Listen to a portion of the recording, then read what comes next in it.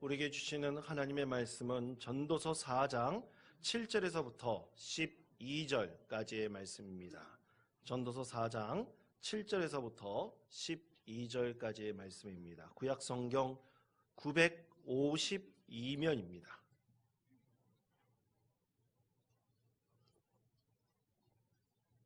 이 말씀을 제가 봉독하겠습니다. 내가 또 다시 해 아래에서 헛된 것을 보았도다. 어떤 사람은 아들도 없고 형제도 없이 홀로 있으나 그의 모든 수고에는 끝이 없도다. 또 비록 그의 눈은 부요를 족하게 여기지 아니하면서 이르기를 내가 누구를 위하여는 이같이 수고하고 나를 위하여는 행복을 누리지 못하게 하는가 하여도 이것도 헛되어 불행한 노고로다. 두 사람이 한 사람보다 나음은 그들이 수고함으로 좋은 상을 얻을 것임이라. 혹시 그들이 넘어지면 하나가 그 동부를 붙들어 일으키려니와 홀로 있어 넘어지고 붙들어 일으킬 자가 없는 자에게는 화가 있으리라. 또 두 사람이 함께 누우면 따뜻하거니와 한 사람이면 어찌 따뜻하랴. 한 사람이면 패하겠거니와 두 사람이면 맞설 수 있나니 세 겹줄은 쉽게 끊어지지 아니하느니라. 아멘. 여러분 2018년 남북평화 협력기원 남측예술단이 평양에서 공연을 가졌습니다. 아마 여러분도 보신 분이 계실 겁니다. 그때 평양에서 공연을 할 때 국민가수라고 불리는 조용필 씨가 가서 공연을 했습니다. 조용필 씨가 그때 불렀던 노래 중에 친구여라는 노래가 있어요. 여러분 아십니까? 친구여 그렇게 부르는 노래 있잖아요. 그 노래를 했는데 그때 평양 사람들에게 참 감동을 주었답니다. 근데 사실 이 노래가 2005년도 조용필 씨가 평양에서 단독 콘서트를 했는데요. 그때 불렀던 노래입니다. 그때 친구여라는 노래를 불렀을 때 이 평양 사람들에게 참 감동을 줘가지고요. 아주 인기 있는 노래가 되었답니다. 이 평양 사람들도 한민족이잖아요.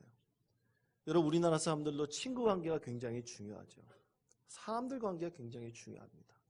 그래서 평양 사람들도 그렇게 친구의 우정을 굉장히 중요하게 여기는데 그 노래를 부르니까 많은 사람들에게 감동을 줘가지고요. 요즘에도 이 평양 사람들에게 정말 인기 있는 그런 노래라고 합니다. 여러분 가사가 이렇습니다. 한번 들어보시기 바랍니다. 꿈은 하늘에서 잠자고 추억은 구름 따라 흐르고 친구여 모습은 어디 갔나 그리운 친구여 옛일 생각이 날 때마다 우리 잃어버린 정 찾아 친구여 꿈속에서 만날까 조용히 눈을 감네 슬픔도 기쁨도 외로움도 함께 했지 부푼 꿈을 안고 내일을 다짐하던 우리 굳센 약속 어디에 꿈은 하늘에서 잠자고 추억은 구름 따라 흐르고 친구여 모습은 어디 갔나 그리운 친구여. 노래 가사가 참 시 같죠. 참 이걸 들으면 저도 가슴이 뭉클해지더라고요. 이 말씀을 준비하기 위해서 한번 들어봤는데요. 정말 감동적이었습니다. 여러분 올해 재직 헌신 예배에 우리 교회 오셔가지고 말씀을 전해주신 그 안양 대광교회 원로 목사님이신 엄영수 목사님 계십니다. 이 엄영수 목사님 고향이 홍천이래요. 그래서 이 타향살이 한 40년 하다가 이 40년 동안 열심히 목회하시다가 이제 고향에서 살겠다. 그래서 고향으로 돌아와서 귀촌을 하셨는데요. 고향에 돌아오니까 친구들이 참 많을 줄 알았대요. 그런데 알고 와봤더니 친구들이 이제 많이 떠나고 또 이 진짜 세상을 떠난 친구도 있더랍니다. 또 이 고향에서 부모님 계셨던 고향을 생각하면서 살면 친구들하고 아주 정을 쌓으면서 잘 살 수 있을 거라고 생각을 했대요. 그런데 알고 봤더니 너무 오랫동안 헤어져서 친구들 관계가 서먹서먹한 겁니다. 그래서 목사님의 그 페이스북을 제가 한번 그 친구 관계가 돼 있어가지고 한번 봤는데 이 40년 동안 친구들과 멀리 지냈던 그 세월을 후회하시면서 이제부터는 친구들 잘 챙기며 살겠다. 40년 동안 그렇게 떠났던 고향의 친구들 챙기지 못했고 앞으로 이 친구들과 함께 하나님 품에 올라갈 수 있는 믿음의 동반자들로 삼겠다. 그렇게 다짐하는 글을 제가 읽었습니다. 그렇게 친구들을 잘 챙기시겠다고 다짐하고 또 다짐하셨습니다. 자, 여러분은 어떠십니까? 친구들 잘 챙기고 계십니까? 잘 챙기고 계시는군요. 예. 여러분, 친구라는 말을 들으면 어떠십니까? 가슴이 뭉클해지기도 하죠. 여러분, 친구라는 말에 가장 관계되어 있는 고사성어가 이 관포지교라는 말이 있습니다. 아마 여러분들도 다 들어보셨을 거예요. 관포지교라는 말은 제나라 관리였던 관중과 포수가의 우정을 빗대어 하는 말입니다. 진정한 친구 관계를 말하죠. 과거 이제 춘추 전국 시대 때, 중국 춘추 전국 시대 때 이 관중과 포수가가 어렸을 때부터 친구였습니다. 제나라의 관리로서 친구 관계를 이었는데요. 이 제나라 관리였던 두 사람이 이 정치적인 입장이 틀렸어요. 소위 우리나라로 본다면 이 자유한국당하고 더불어민주당 관계였습니다. 이게 둘이 속해 있는 이 집단이 서로 정치적인 대립을 하고 있었어요. 근데 한 번은 이 포수가가 속해 있는 이 정치적인 집단이 관중에 속해 있는 집단을 정치적으로 이겼어요. 그래서 그 사람들을 다 죽여버리려고 했습니다. 그때 포수가는 목숨을 걸고 왕에게 관중을 살려달라고 고언을 했습니다.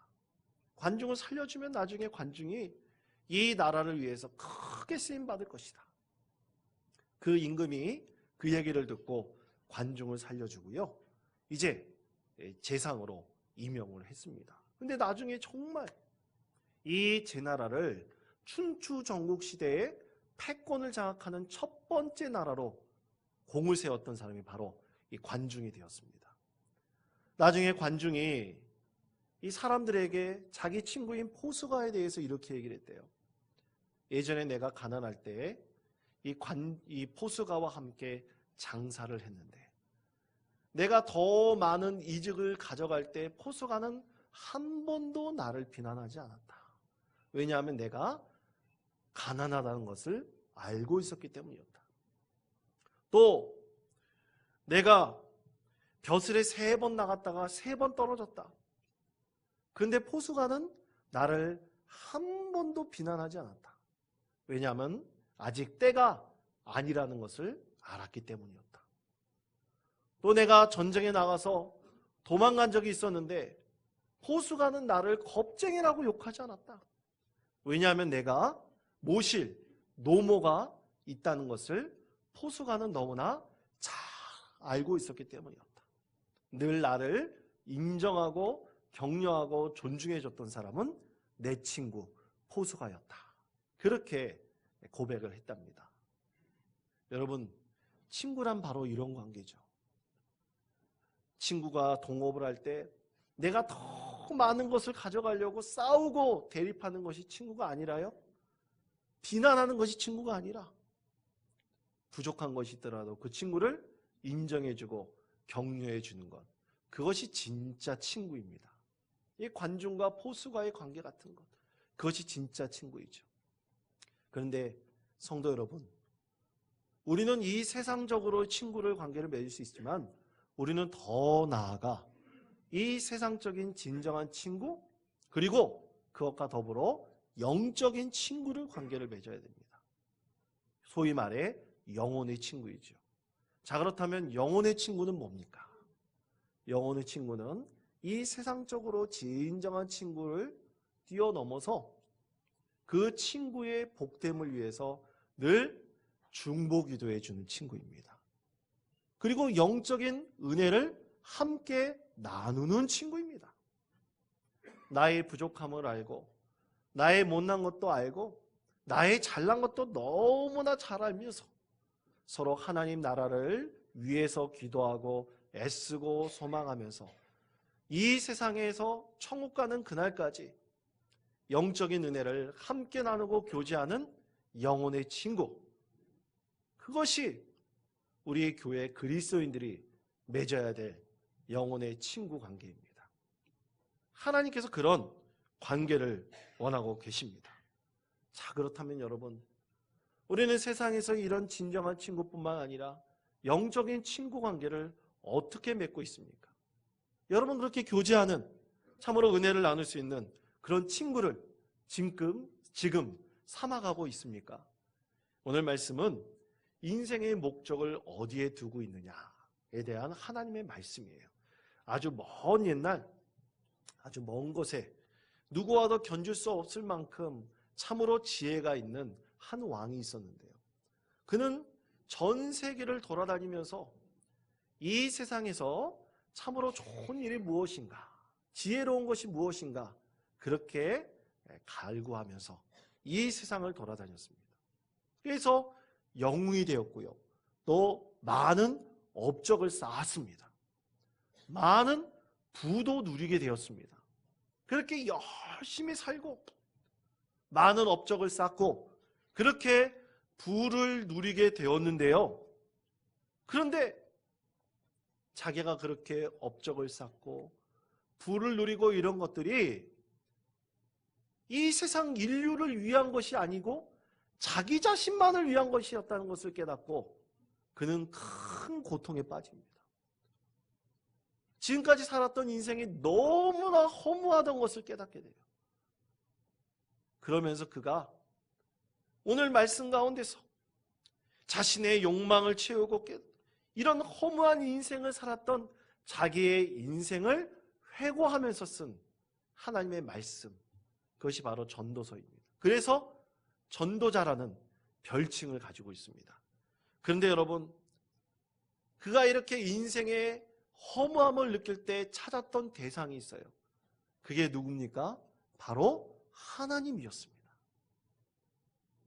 자기 자신만의 욕망을 위해서 살았던 그라는 것을 깨닫고 그가 이 세상에서 정말 그에게 참된 기쁨을 줄 수 있고 또 참된 인간의 삶의 목적을 이해할 수 있도록 만들어줄 수 있는 것, 그것은 바로 하나님이라는 것을 그가 깨닫게 되고요. 늘 하나님 말씀 가운데 살려고 그가 노력을 합니다. 그러면서 그는 전도서 12장 13절 14절에서 이렇게 고백을 합니다. 이 말씀을 제가 읽겠습니다. 이래 결국을 다 들었으니 하나님을 경외하고 그의 명령들을 지킬지어다. 이것이 모든 사람의 본분이니라. 하나님은 모든 행위와 모든 은밀한 일을 선악간에 심판하시리라. 아멘. 자, 여러분, 이 전도자는요, 이 세상에 참 영화를 많이 누렸습니다. 업적도 쌓았습니다. 부도 쌓았습니다. 많은 사람들에게 존중받을 만한 그런 사람이 되었습니다. 그런데 그가 이 세상을 살면서 참된 만족을 누리지 못하고 살았던 그 이유, 그것은 이 세상의 모든 삶의 진리를 아시고 이 세상의 섭리를 깨닫게 해주시는 하나님을 그가 진짜 의지하지 않고 살았다는 것을 깨달았기 때문입니다. 그래서 그는 오늘 하나님께 이렇게 고백하죠.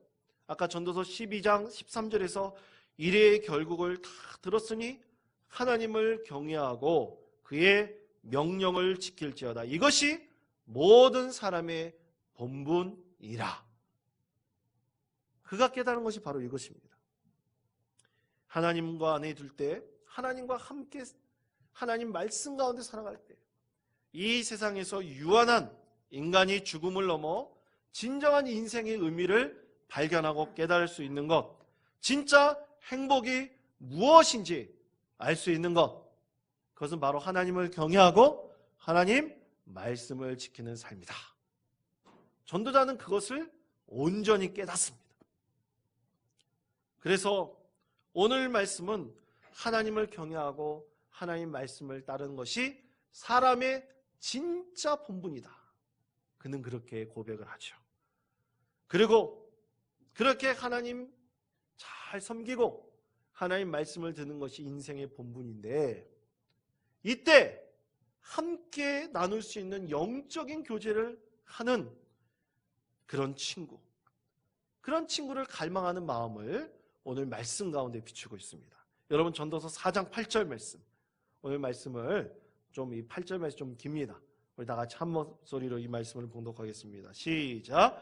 어떤 사람은 아들도 없고 형제도 없이 홀로 있으나 그의 모든 수고에는 끝이 없도다. 족하게 여기지 아니하면서 이르기를 내가 누구를 위하여는 이같이 수고하고 나를 위하여는 행복을 누리지 못하게 하는가 하여도 이것도 헛되어 불행한 노고로다. 아멘. 여러분, 이 말씀이 잘 이해가 안 가죠? 이 쉬운 세번역 성경 말씀은 이렇게 번역을 하고 있습니다. 여러분 들어보시기 바랍니다. 한 남자가 있다. 자식도 형제도 없이 혼자 산다. 그러나 그는 쉬지도 않고 일만 하며 산다. 그렇게 해서 모은 재산도 그의 눈에는 차지 않는다. 그러면서도 그는 가끔 어찌하여 나는 즐기지도 못하고 사는가?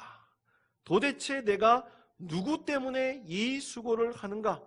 하고 말하니 그의 수고도 헛되고 부질없는 일이다.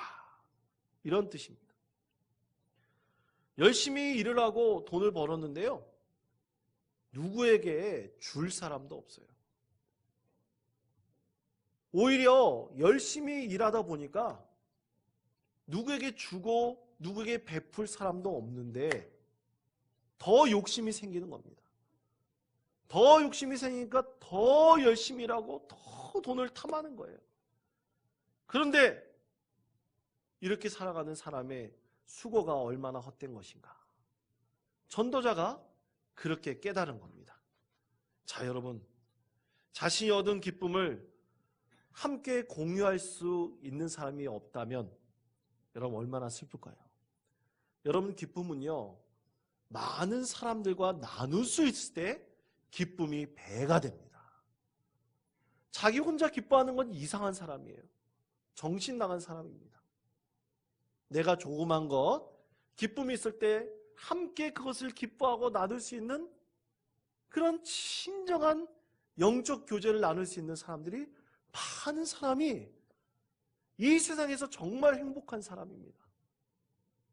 돈 많이 벌고 세상의 부귀영화를 갖고 있는 사람이 진짜 행복한 게 아니라 여러분의 마음과 그 영적인 은혜를 나눌 수 있고 그를 위해서 기도할 수 있고 그를 위해서 영적인 교제를 깊이 나눌 수 있는 은혜가 함께 나눌 수 있는 사람, 그런 즐거움을 함께 공유할 수 있는 진정한 친구들, 이 사람이 가장 많은 사람이 진짜 행복한 사람인 것입니다. 오늘 전도자가 그것을 깨달아서 하나님 앞에 고백하고 있죠.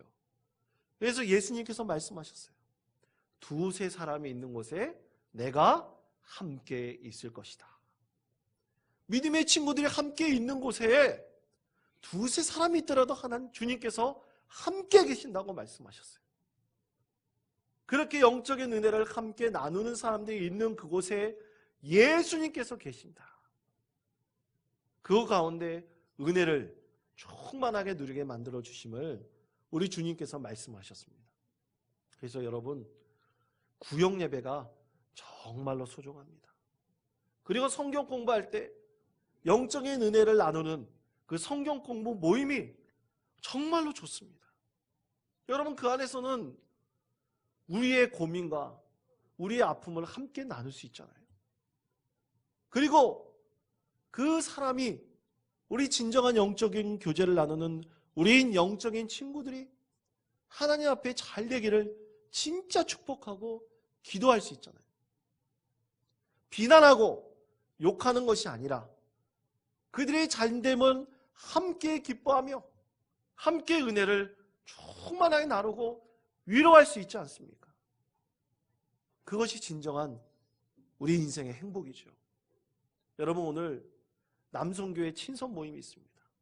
친선교회 모일 때 그냥 축구하고 그냥 놀고 먹고 마시는 것도 끝나는 것이 아니라 그 안에서 하나님 나라의 비전을 함께 소망하면서 기도하면서 함께 교제하고 나누는 것이 얼마나 행복한 일입니까?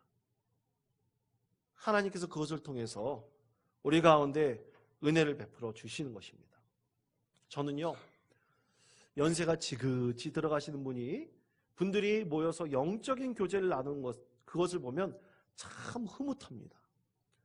제가 전에 섬기던 교회에서요, 이 70 넘으신 분들이 모이는 그런 모임이 있는데, 알게 모르게 어떤 분이 저를 카톡방에 초대를 했어요. 70 넘으신 분들이 모이는 카톡방 모임에 저를 초대를 했습니다. 아니나 다를까 우리 교회에는 저하고 똑같은 이름을 가진 우리 김광수 장로님이 계시지 않습니까? 그 교회도 은퇴 전입 장로님이 저하고 똑같은 이름을 갖고 계신 분이 계세요. 근데 그분을 초대하려고 그러다가 저까지 그냥 덤으로 딸려가가지고 이 카톡방에 초대가 된 겁니다. 근데 나가라는 얘기도 안 하니까 그냥 제가 카톡을 맨날 받고 있는데요. 아침만 되면 어떤 분이 오늘 하루에 있을 여러 가지 뉴스들을 쫙 올려놓습니다.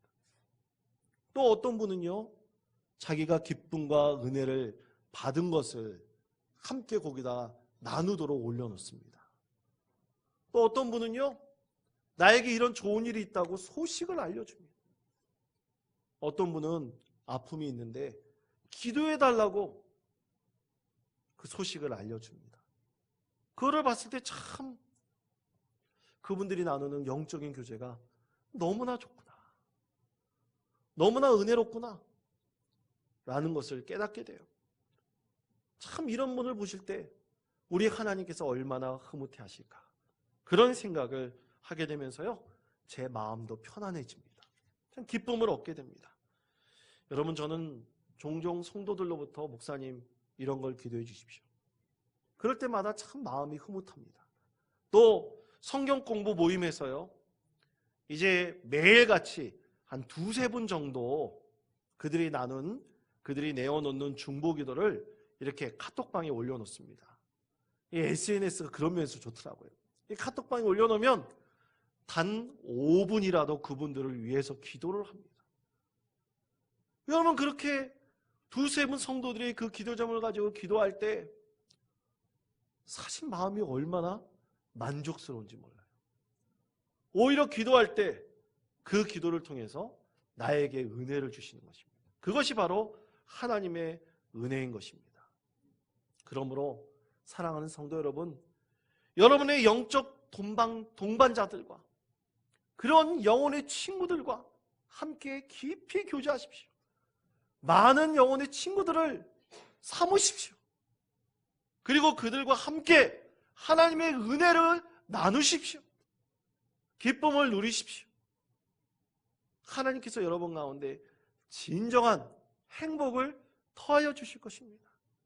그렇게 이 세상의 유한한 물질적인 세계만을 위해 만족하는 것이 아니라 우리가 나중에 천국에서 누릴 그 소망을 함께 나누면서 우리가 기쁨이 있으면 함께 기뻐하고 슬픔이 있으면 서로 기도해 주면서 주님의 은혜를 나누는 것, 그것이 바로 진정한 영혼의 친구임을 믿습니다. 여러분, 이 세상에서 이런 영원한 친구들을 많이 만들어내시는 우리 모든 성도님 되시기를 간절히 축원드립니다. 또 오늘 말씀은 하나의 진정한 친구 삼기를 제안하고 있는데요. 여러분, 11절, 12절 말씀입니다. 11절, 12절 말씀을 다 같이 한 목소리로 봉독하겠습니다. 또 두 사람이 함께 누우면 따뜻하거니와 한 사람이면 어찌 따뜻하랴. 한 사람이면 패하겠거니와 새 겹줄은 쉽게 끊어지지 아니하느니라. 아멘. 자, 여러분, 이것은 넓은 의미에서는 이렇게 함께 영적인 교제를 나누는 그 영적인 친구들도 되지만요, 좁은 의미에서는 이것은 부부관계를 말합니다. 여러분, 지난 7월 21일 화요일 날 무슨 날이었습니까? 부부의 날이었습니다. 우리 원통장로교 성도님들은 되게 똑똑하시네요.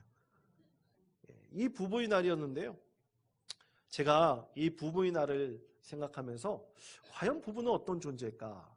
그것을 묵상해 봤을 때 제게 감동적으로 저에게 은혜를 주었던 한 책이 있었습니다. 그 책은 폴 스티븐스 목사님이 쓴 영혼의 친구, 부부라는 책입니다.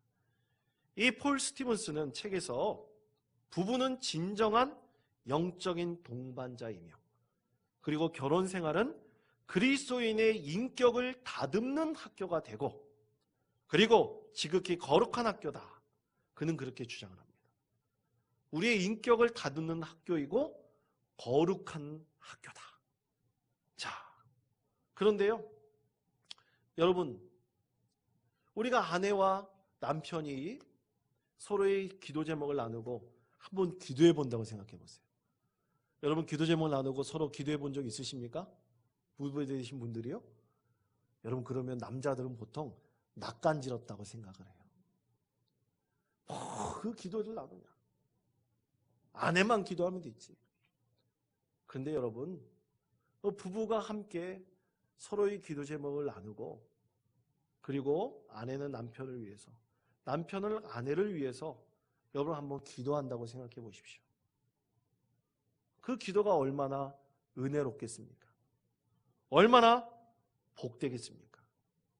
여러분 부부가 이렇게 함께 영적인 교제를 나누며 자기 인격을 다듬는 거룩한 학교가 바로 부부관계라는 것을 여러분 꼭 기억하시기를 바랍니다. 제가 이 목회를 하다 보니까요, 이 카톨릭의 이 결혼 미사에 한 2번 정도 참여해 본 적이 있었습니다. 성도들은 빨리 밥 먹고 가려고 뒷자리에 앉아 있는데 저는 목사라서 맨 앞자리에 앉아가지고 한번 미사에 참석해 봤습니다. 과연 어떤 것인가? 근데 여러분 다른 그 종교에서도 이 배울 점들이 있더라고요. 이 신부가 이 결혼 미사를 집례를 하는데 그 바로 앞에 이 오늘 부부가 되는 두 사람이 나란히 앉습니다. 나란히 앉아가지고 첫 예배를 하나님께 드리는 거예요. 이제 하나님 앞에 우리 둘이 부부가 되었습니다. 이 부부가 되어서 첫 예배를 하나님께 드립니다. 그러면 신부는 두 사람을 보면서 이 미사를 집례를 하는데 이 예배, 이 미사는 오직 두 사람을 축복하는 결혼 예배, 결혼 미사가 되는 거예요. 두 사람이 그렇게 하나님 앞에 첫 번째 예배를 드리며 은혜를 나누고 그리고 마지막 때는 이 카톨릭은 꼭 이 성찬을 합니다. 성찬을 하면서 예수님의 살과 피를 나누는데요. 거기에도 의미가 있는 거예요. 예전에는 딴 사람이 두 사람이 그냥 회중들 안에서 성찬을 나눴지만 이제는 부부가 되어 첫 성찬을 예수님의 살과 피를 부부가 되어 나눠 먹는 겁니다. 그렇게 예수님 안에서 믿음 안에서 우리가 참된 그리스도인이 되겠다 첫 번째 결단을 하는 거죠. 참 그것에 참 감동이 있고 은혜가 있었습니다. 그런데 여러분 믿지 않는 요즘 청년들을 보십시오. 결혼하려는 사람들 보십시오. 두 사람이 그냥 중심이에요. 두 사람이 서로 약속하고요. 두 사람이 결혼 반지 끼고요. 그저 두 사람이 약속하면 되는 거 아니냐 그렇게 생각합니다. 그러나 그리스도인들의 부부는 그렇지 않습니다. 그리스도인들의 부부는 우리를 창조하시고 우리를 통해서 은혜 받으시기를 원하시는 축복하시기를 원하시는 그 하나님 앞에서 그리스도인 된 부부됨을 고하는 겁니다. 그리고 한평생 이렇게 영혼의 동반자로 우리가 살면서 우리의 주인 되시는 하나님만을 섬기고 살겠다. 하나님 은혜 나누면서 살겠다. 그렇게 약속하는 것입니다. 서약하는 것입니다. 그것이 얼마나 귀한 것입니까? 그런데 여러분 이렇게 주님 앞에서 한평생 주님을 나의 주인으로 모시고 우리는 주님의 종으로 살겠다고 결단하지 않습니까? 그렇게 영혼의 친구로 서로를 위해서 은혜를 나누고 기도하며 살지 않습니까? 그런데 어떻게 그렇게 기도하면서 은혜를 나누는 부부가 맨날 다투면서 그렇게 살 수 있겠습니까? 비난하면서 살 수 있겠습니까? 서로에게 상처를 주고 아픔을 주며 살 수 있겠습니까? 그렇습니다. 영혼의 친구는 절대로 그런 관계가 아닙니다. 함께 중보기도 하며 하나님의 은혜를 함께 나누는 진정한 친구 관계인 것입니다. 여러분, 하나님께서 또 마지막으로 이렇게 말씀하십니다. 새 겹줄은 쉽게 끊어지지 아니하느니라. 왜 하필이면 새 겹줄일까요? 부부관계면 그냥 두 겹줄이면 되는데 왜 새 겹줄일까요? 새 겹줄은요, 부부가 되었을 때 맺어지는 여러 가지 관계들을 다 포함하고 있습니다. 부모와 자녀와의 관계도 되고요. 또 우리가 섬기는 이 부모님들과의 관계도 됩니다. 우리는 이 모든 관계가 영적인 교제와 영적인 은혜를 함께 나누면 너는 그 믿음의 동반자가 되었을 때 이 세상에 어떠한 시련과 사탄의 그 관계가 있다 할지라도 이 새 겹줄은 쉽게 끊어지지 아니하느니라. 오늘 하나님께서 우리에게 말씀하십니다. 그러므로 사랑하는 성도 여러분, 새 겹줄은 쉽게 끊어지지 않는 영혼의 친구들을 삼기를 원하시지 않으시겠습니까? 가족 관계뿐만 아니라 진정한 믿음의 관계를 이루는 영혼의 친구들을 함께 나누면서 비난하고 욕하는 것보다는 그의 아픔을 함께 공유하고 은혜를 함께 나누고 축복하는 진정한 영혼의 친구 삼기를 행하지 않겠습니까? 이것을 통해서 하나님께서 주시는 진정한 행복과 은혜를 충만히 누리시는 우리 모든 성도님 되시기를 간절히 축원드립니다. 전도서 4장 12절 말씀 다시 한번 봉독하겠습니다. 한 사람이면 패하겠거니와 두 사람이면 맞설 수 있나니 새 겹줄은 쉽게 끊어지지 아니하느니라. 기도하겠습니다.